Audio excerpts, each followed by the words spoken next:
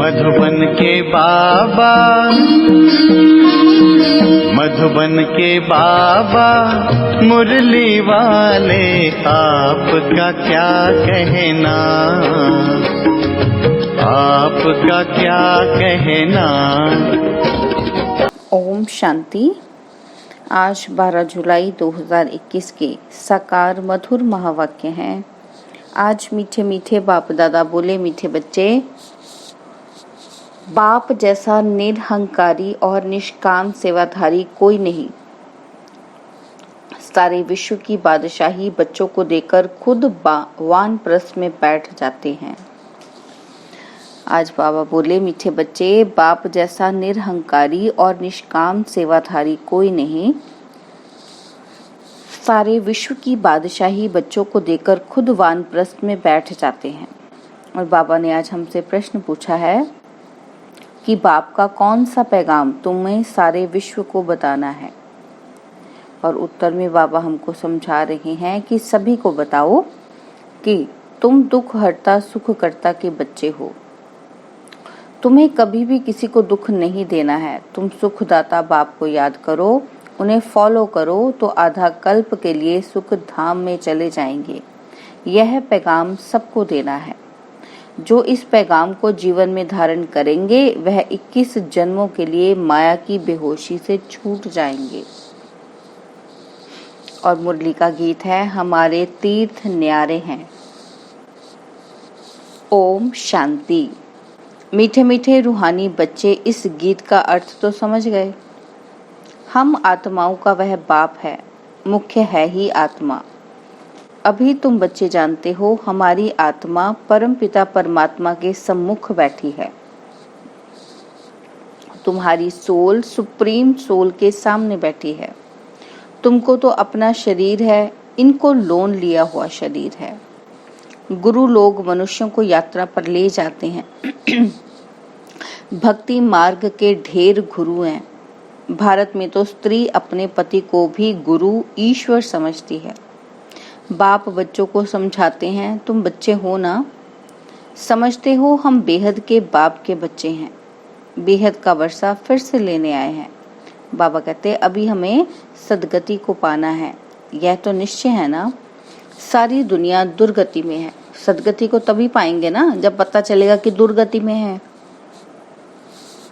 बाबा कहते हैं कि पावन होने के लिए बुलाते हैं। तो भारत में कितने ढेर के ढेर गुरु हैं। कोई को 100 फॉलोअर्स, कोई के 500 और कोई के 50 भी होते हैं। कोई के लाखों करोड़ों भी होते हैं। जैसे खोजों का आगा खां गुरु है। कितने उनके फॉलोअर्स हैं, कितना उनको रिकार्ड देते हैं। फिर भल कुछ भी करने वाला हो, लेकिन उनका मान कितना है। भक्ति मार्ग में गुरु अनेक हैं, फिर वह भी नंबरवार होते हैं। बाबा कहते हैं कि कोई की कमाई पद्मों की होती है। आगा खा की कमाई बहुत है। उनको हीरो में तौलकर दान किया था उनके शिष्यों ने। एक तरफ हीरे, दूसरी तरफ उनका गुरु। हीरे दान करते हैं, कितने हीरे होंगे। बाबा कहते आजकल सोने में तो बहुतों को वजन कर देते हैं। दूसरा प्लेटिनम होता है, वह सोने से भी ज्यादा कीमती होता है। वह भी वजन कर दिया था। गुरु का मर्तबा देखो कितना है। ऐसे गुरु लोग तो ढेर हैं। बाबा कहते अब इस सतगुरु को तुम क्या देंगे। बाबा अपनी बात करे। बाबा कहते मुझे क्या दोगे, उनको वजन करोगे। हीरे वजन कर देंगे, उनका वजन हो सकता है। तो बाबा कहते उनका खुद का ही वजन नहीं है। शिव तो है ही बिंदी, उनका वजन तुम क्या कर सकेंगे। यह तुम्हारा गुरु कितना वंडरफुल है, सबसे हल्का, बिल्कुल ही सूक्ष्म है।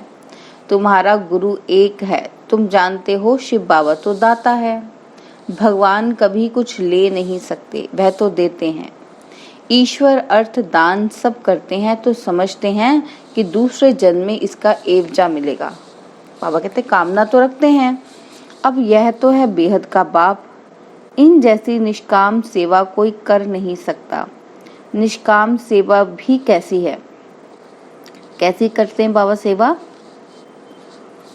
बच्चों को विश्व का सुख धाम का मालिक बनाते हैं। कैसी निष्काम सेवा करते हैं, अपने लिए कुछ भी नहीं रखते।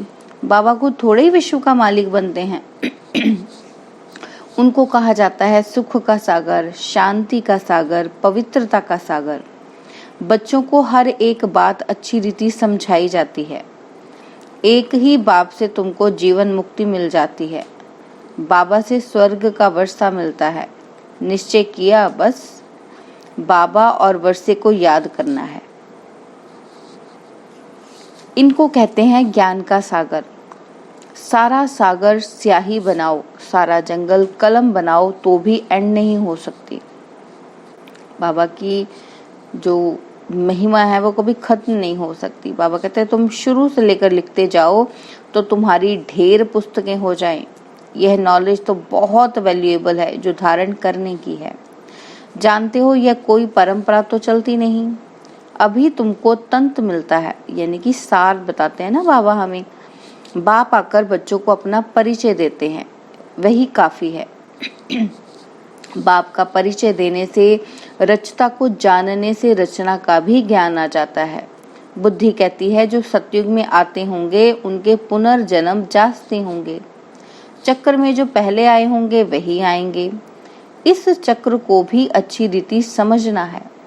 गीत में भी सुना, क्या सुना कि हमारे तीर्थ न्यारे हैं। वह तो जन्म जन्मांतर तीर्थ यात्राएं आदि करते आए हैं। यह सिर्फ तुम्हारी एक जन्म की यात्रा है। इस रूहानी यात्रा में जरा भी कोई तकलीफ नहीं। ज्ञान देने वाला एक ही सतगुरु है। सदगति तो किसी की भी होती नहीं। वह है सुप्रीम ज्ञान का सागर। सर्व की सदगति हो जाती है, बाकी क्या चाहिए।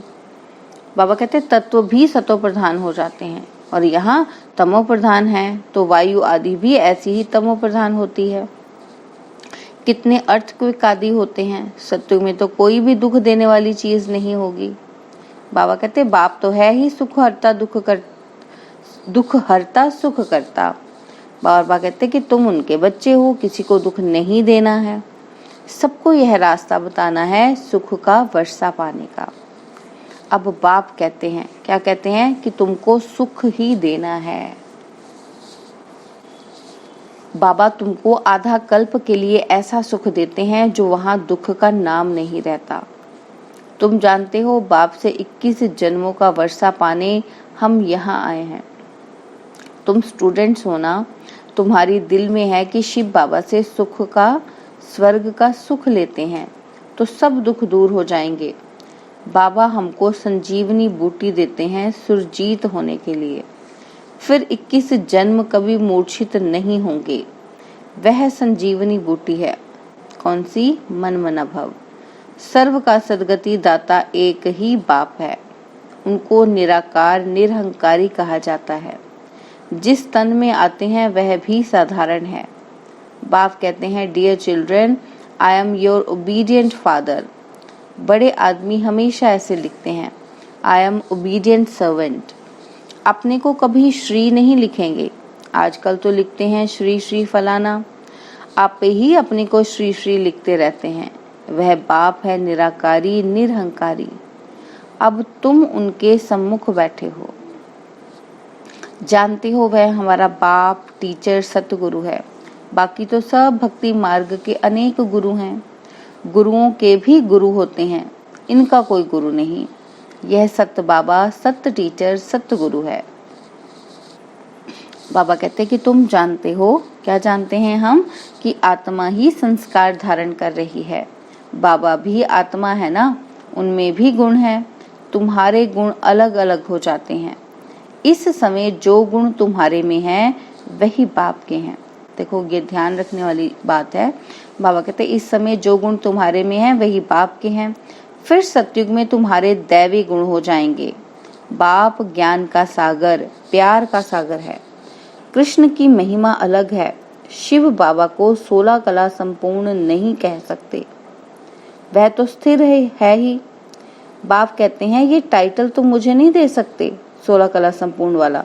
मैं थोड़ी विकारी बनता हूँ जो फिर सर्वगुण संपन्न बनूं। बाबा कहते मेरी महिमा इन जैसी थोड़ी करेंगे।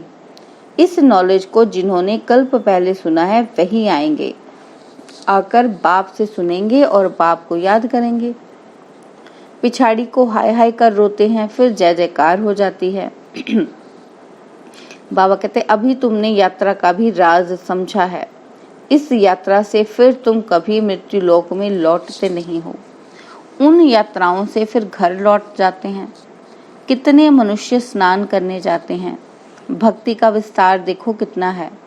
जैसे झाड़ कितना बड़ा अथाह होता है, बीज तो बिल्कुल छोटा होता है, वैसे भक्ति का भी विस्तार कितना है। ज्ञान का एक टुबका भी सदगति कर देता है। भक्ति में उतरते उतरते आधा कल्प लग जाता है और यहाँ तुमको सीढ़ी चढ़ने में 1 सेकंड लगता है। बाबा कहते लिफ्ट कितनी अच्छी है, नीचे से एकदम ऊपर अपने घर ले जाती है। इसको कहा जाता है चढ़ती कला सर्व का भला। बाबा कहते सर्व का सदगति दाता एक बाप ही है। अब ज्ञान भक्ति का फर्क देखा। ज्ञान भक्ति वैराग्य है ना, सन्यासियों का है हद का वैराग्य। बाप ने समझाया है, क्या समझाया है कि वैराग्य 2 प्रकार का है। एक है हद का वैराग्य, जिससे कोई सदगति नहीं होती, घर बार छोड़ देना, बाबा कहते हैं इससे कोई सदगति नहीं होती। और दूसरा है बेहद का वैराग्य, जिससे तुम्हारी सदगति हो जाती है। बेहद के वैराग्य में हम क्या करते हैं, घर बार में ही रहते हैं, लेकिन मन और बुद्धि से विराम हो जाते हैं, बाबा की याद में रहते हैं। बाबा कहते हैं अभी सदगति के लिए तुम बच्चों को श्रीमत मिलती है। कौन सी? श्रेष्ठ से श्रेष्ठ बनने की। अब श्रेष्ठ दुनिया की स्थापना हो रही है श्रीमत पर। यह भ्रष्ट दुनिया रावण की मत पर बनी है। हम श्रेष्ठ बन रहे हैं, यह बातें तुम ही जानो, दुनिया नहीं जानती। बाबा कहते दुनिया बिल्कुल नहीं जानती है। तुम्हारे लिए तो कहते हैं कि यह ब्रह्मा कुमारियां विनाश कराने वाली हैं। बाबा कहते सचमुच विनाश तो होना ही है, इससे ही तो कल्याण होना है। कल्याणकारी बाप आते हैं तो महाभारी लड़ाई लगती है। कहेंगे हमने कहा था ना कि ब्रह्मा कुमारियां विनाश करेंगी, बरोबर विनाश तो होना ही है। बाबा कहते पुरानी दुनिया विनाश होगी, हम नई दुनिया स्थापन करते हैं। पुरानी के बाद नई जरूर है ही। कल्प कल्प विनाश होता है, तब ही भारत में स्वर्ग के द्वार खुलते हैं। परंतु वे लोग समझे कैसे? आगे चलकर बहुत समझेंगे। बाप जब आते हैं तो पुरानी दुनिया सारी स्वाहा हो जाती है। तुम्हारा यह यज्ञ तो वंडरफुल है, जिसमें आहुति पड़नी है। बाबा कहते यह भी तुम जानो और न जाने कोई। विजय तो पांडवों की होनी है और सब खत्म हो जाएंगे। बाकी तुम पांडव रहते हो, फिर नई दुनिया में राज्य करते हो। बाबा ने कहा कि ये नॉलेज बड़ी वंडरफुल है। सबका दुख हरता, सुख करता, सदगति देने वाला एक ही बाप है। कितना मीठा, कितना प्यारा बाप है। कहते आए हो मीठे बाबा, आप जब आएंगे तो हम आप पर वारी जाएंगे। मेरा तो आप, दूसरा ना कोई। इसका मतलब यह नहीं कि घर बार छोड़कर यहाँ आकर बैठेंगे। बाबा कहते नहीं, ग्रस्त व्यवहार में भल रहो। 7 रोज का कोर्स ले, फिर कहाँ भी जाओ, मन मना भव। बाप को याद करना है और वर्षा पाना है। बस याद की यात्रा में रहना है, इससे ही बेड़ा पार है। और बाबा कहते यह भी तुम जानते हो कि पवित्र रहना है। ये फाउंडेशन है ब्राह्मण धर्म का। बाबा कहते चीची खाना आदि नहीं खाना है। मुरली तो मिलती ही है, कोई समय मुरली नहीं भी मिलेगी, आफतें आएंगी, हंगामा आदि हो जाएगा तो मुरली मिल नहीं सकेगी। तुम इन आंखों से जो कुछ देखते हो वह नहीं रहेगा, सब भस्म हो जाएगा। प्रलय तो होती नहीं। दुनिया तो एक ही है, नई सो पुरानी होती है। न्यू वर्ल्ड ओल्ड वर्ल्ड कहा जाता है। अब तो कहेंगे ये ओल्ड वर्ल्ड है, बाकी थोड़ा समय है। वह कहते हैं कल्प की आयु लाखों वर्ष है और कलयुग के लिए कहते कि 40,000 वर्ष पड़े हैं। वास्तव में 5,000 वर्ष का चक्र है। तुम्हारी बुद्धि में सारी नॉलेज है। मनुष्य तो बिल्कुल पत्थर बुद्धि हैं। एक्टर्स होकर ड्रामा के क्रिएटर डायरेक्टर को ना जाने तो उनको क्या कहेंगे? वर्ल्ड की हिस्ट्री ज्योग्राफी कैसे रिपीट होती है, यह तो जानना चाहिए ना। बाबा कहते जो अच्छी रीति जानते हैं, बुद्धि में धारण कर औरों को धारण कराते हैं, वह ऊंच ते ऊंच पद पाते हैं। बाप कहते हैं जो नॉलेज मेरे में थी वह अब तुमको दे रहा हूँ। ड्रामा प्लान अनुसार मैं रिपीट करता हूँ। मेरा भी ड्रामा में पार्ट है, भक्ति मार्ग में भी पार्ट बजाया। अब तुमको आकर अपना और रचता के आदि मध्य अंत का परिचय देता हूँ। बाबा कहते मैं भी ड्रामा के बंधन में हूँ, मैं आता ही एक बार हूँ, अपना परिचय देने और रचना के आदि मध्य अंत का नॉलेज सुनाने। अच्छा, मीठे मीठे सिकिलदे बच्चों प्रति माता पिता बाप दादा का याद प्यार और गुड मॉर्निंग। रूहानी बाप की रूहानी बच्चों को नमस्ते। हम रूहानी बच्चों की रूहानी बाप दादाजी को दिलवा जान सिकवा प्रेम से नमस्ते। ओम शांति। प्यारे बाबा, मीठे बाबा, मेरे बाबा, शुक्रिया बाबा, शुक्रिया बाबा, शुक्रिया बाबा। धारणा के लिए मुख्य सार है। पहला पॉइंट है कि बाप समान ओबीडियंट बनना है। कभी भी किसी बात में अपना अहंकार नहीं दिखाना है, निराकारी और निरहंकारी होकर रहना है। सेकंड पॉइंट है बाप टीचर और सतगुरु के कंट्रास्ट को समझ निश्चय बुद्धिवन श्रीमत पर चलना है, रूहानी यात्रा पर रहना है। और बाबा ने आज हमें वरदान दिया है कि व्यक्त में रहते अव्यक्त फरिश्ते रूप का साक्षात्कार कराने वाले सफेद वस्त्रधारी और सफेद लाइट धारी भव। व्यक्त में रहते अव्यक्त फरिश्ते रूप का साक्षात्कार कराने वाले सफेद वस्त्रधारी और सफेद लाइट धारी भव। बाबा कहते जैसे अभी चारों ओर ये आवाज फैल रहा है कि यह सफेद वस्त्रधारी कौन है, कहाँ से आए हैं, ऐसे अब चारों ओर फरिश्ते रूप का साक्षात्कार कराओ। इसको कहा जाता है डबल सेवा का रूप। जैसे बादल चारों ओर छा जाते हैं, ऐसे चारों ओर फरिश्ते रूप से प्रकट हो जाओ। जहां भी देखें तो फरिश्ते ही नजर आएं। लेकिन ये तब होगा जब शरीर से डिटैच होकर अंतःवाहक शरीर से चक्र लगाने के अभ्यासी होंगे, मनसा पावरफुल होगी। और स्लोगन है सर्व गुणों व सर्व शक्तियों के अधिकारी बनने के लिए आज्ञाकारी बनो। सर्व गुणों व सर्व शक्तियों के अधिकारी बनने के लिए आज्ञाकारी बनो। ओम शांति।